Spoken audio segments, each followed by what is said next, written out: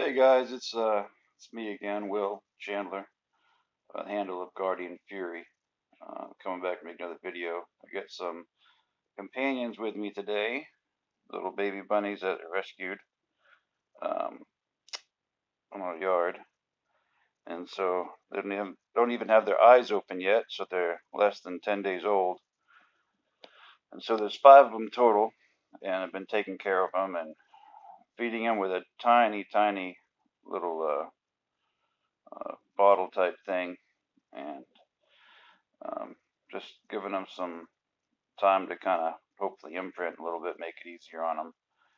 And they seem to enjoy snuggling up against me. And they seem to, if they get kind of active, I snuggle them some and they seem to calm right down and relax.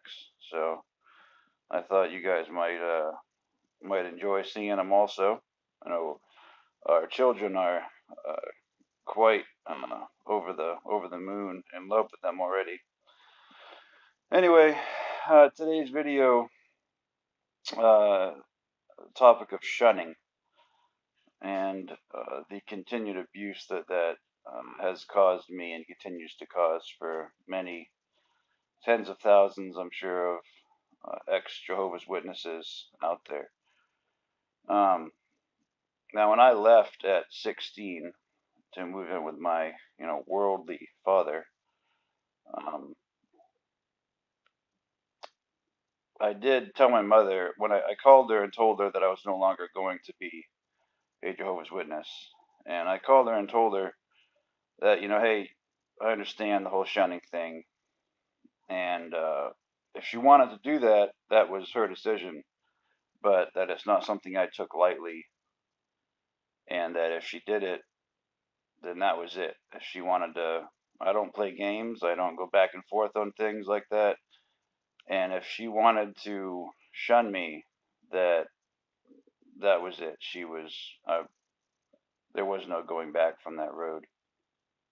And so at 16, when I told her that, you could tell it was difficult for her, but she seemed to definitely struggle with it over the years. She never fully shunned me, but also at the same time, it wasn't like you would expect of a mother. There wasn't love there. There wasn't much contact.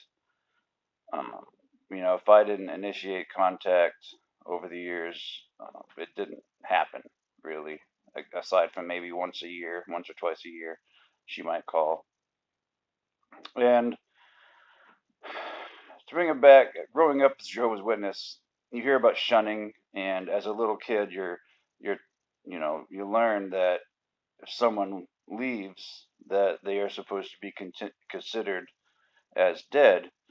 I remember being a little kid, and the sister um, that was close friends with my mother had a um, a son that was in the army or maybe military. It might not have been the army, but it was in the military, and there was something. I don't remember which conflict it was, but apparently he was involved in it. And I remember being a little kid. This was before five, or maybe give or take a little bit on that.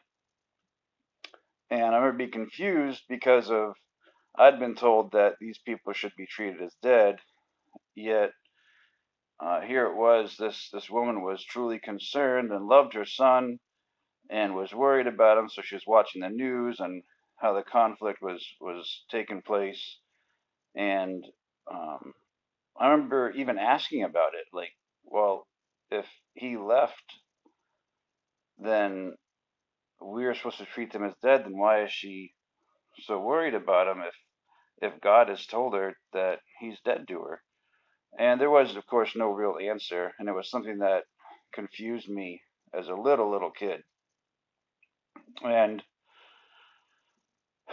fast forward a little over a decade, and there I was in the same position of um, looking at possibly being shunned by my mother. And I think my mother held out hope. I know she did. I always held out hope that somehow I would come back to Jehovah, which of course means the organization to them. And um, so when I was um, just going to public high school and starting to figure out how to be a person in society, I hadn't really done anything too wrong. And hey, buddy, I know you maybe not talk so rough. Maybe this guy won't be so excited. And I remember anyway that um, she didn't have as much of a problem with it. And when I went in the army, that was a little bit more of a struggle for her, and she didn't really know how to treat that. And so again, I'm only hearing from my mother, at most a couple of times a year, unless I initiated contact.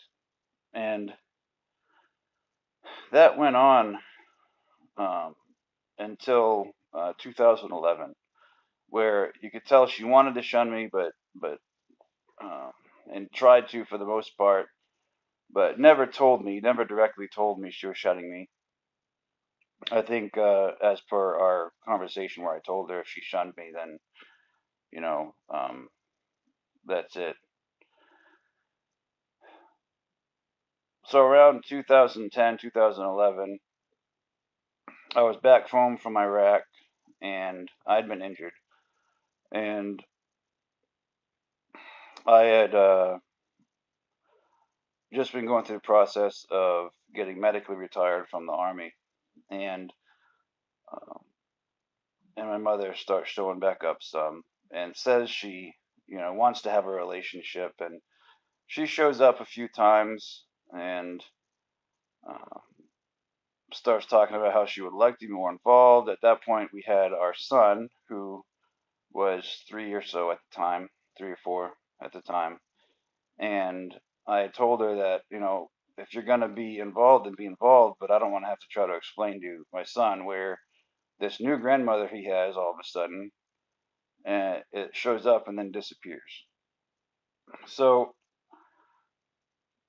here we are I'm thinking that maybe she's going to show normal human affection. Yet in 2011, I got baptized as a Christian, obviously, right? And remember the visit she was here, I told her about it. And for whatever reason, that finally was the breaking point for her. And she never showed back up. And it wasn't until much later that I found out through one of my sisters that the reason was that it was because I'd been baptized that she just disappeared. She didn't call me to tell me. She just disappeared from our life, from my son's life, and we didn't hear from her again until 2017. So during that time, we had had our daughter, and not a peep from her, not a note, email, phone call, anything for years. And it's painful, of course, if you're human, which most of the time I am. And so now here it is, last year, uh, maybe about this time, she contacts us out of the blue. And long story short, the reason she finally decided to stop her shunning was she's been having some medical issues and was faced with her own mortality and decided that she felt she needed to possibly have someone to help her out. In the course of, she did come up for a visit 2 times. We haven't allowed her back at the house since then. But it was like pulling teeth getting any information out of her. And so what I finally found out was, of course, the medical was the reason that she had decided to show back up. It was because of her needs that she wanted to show back up in our life. And I finally got it out of her that it was an elder in her congregation that had been telling her that she had to shun me. And that was, of course, in accordance with the organization, in accordance with Jehovah's Witness cult. And then she says she explained our whole past abuse and all the craziness that had happened, and how that was a stumbling block to me as a young one. Is how she would explain this to a different elder in her congregation and to one of their circuit overseers, and she got permission from them to initiate contact with me. And to even hear that, it was pulling teeth. It was, um, I don't know how many times I asked her before she finally told me why she had finally felt it was okay to be back in touch with me. And that, yes, it was because I'd been baptized. And of course, I explained the whole baptism thing to her, how I hadn't even been properly baptized according to Scripture.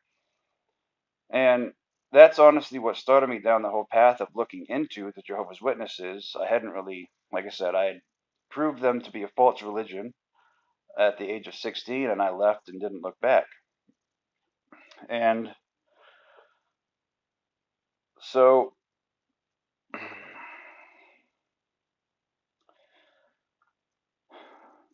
talk about a mix of emotions and something that just messes with you. Again, it's just the abuse, the cycle of abuse, just continuing because of the cult of Jehovah's Witnesses. So I asked her, well, what's to stop you from the next time someone says something from shunning me again, from not having any contact? And of course, she just denies, like, oh, that's not going to happen. And then, of course, she makes some offhanded comment about, well, since I decided to leave Jehovah, leave God, that since I was in opposition to him, and that because I'd left the organization.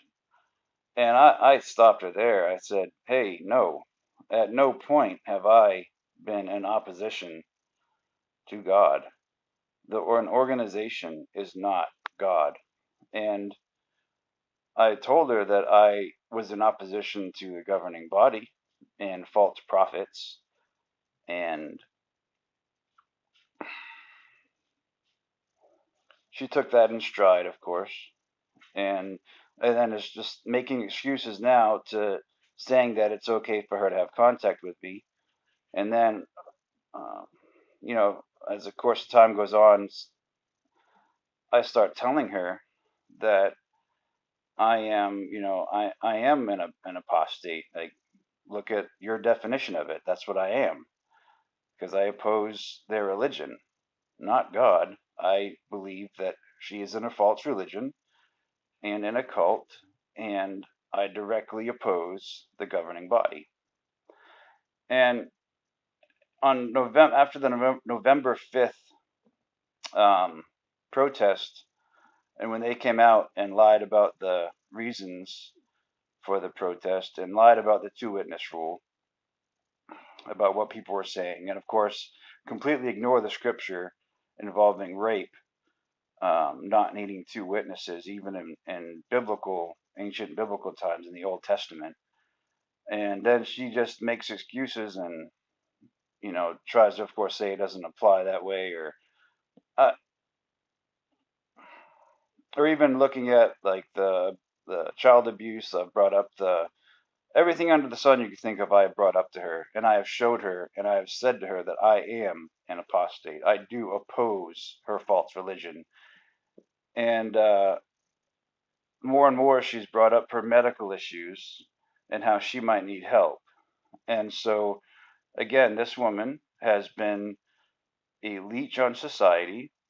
Um, my entire adult life, has not worked, has been pioneering most of my adult life, and been claiming to disability the government, saying she has disability and can't work. Yet, until recently, she's been knocking on doors as a full time pioneer. And then tells me about going to the gleaning food from the local food banks. Yet she can't work. And how Social Security made her try to work for a little bit, but then, of course, she proved to them that after she tried to work a little bit, it was too hard on her physically and she couldn't. And so it ended up being able to, again, be on disability without having to work. Yet she's still, all of her good hours she has are still spent knocking on doors. Yet she can't have a job. And so anyway, I'm kind of getting off topic here, but the whole thing I was just bringing out with the shunning is that after everything else, here it is. I feel like I'm still, it's still abuse. It's still abuse by a false religious cult. And no matter what I've shown her about the child molestation issues, that uh, our case was normal to a lot of people. And she, of all people, she gives me their made up lines about, oh, well, it happens in all religions. And it just, talk about insulting. And after what she put me through, she went back to this man and put me back in a position of living with my rapist and having my molestation, my rapist continued to do this to me.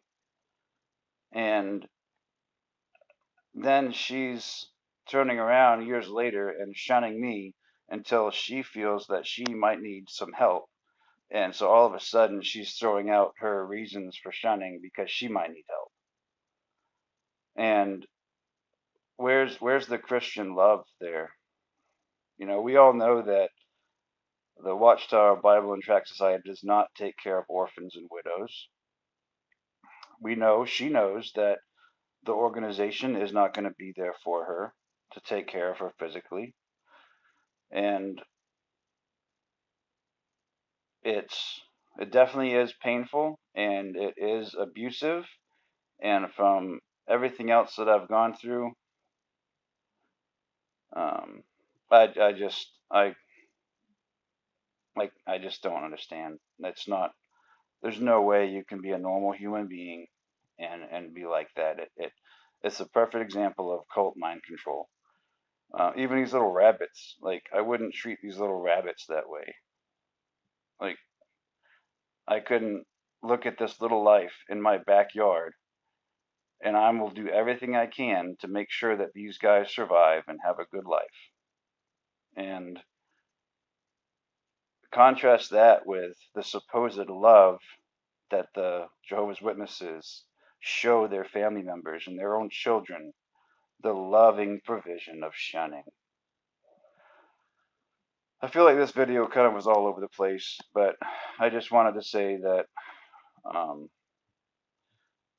uh, yes, I have experienced the shunning also, and my mother is not allowed back in our house at this point. I don't know if that will change. I can't see it really changing much. Um, I just can't allow her around our children is my biggest thing. Um, it's I can't trust her for 1 second with them. And anyway, I thought you guys also would love these beautiful little creatures. And I guess that's probably about it. So apparently, it's also okay to shun unless you need help from someone. But yeah, talk about trying to. You think about it, it doesn't hurt as much or bother you as much, and then when it's actually happening, the emotions around it are just kind of hard to deal with. Um,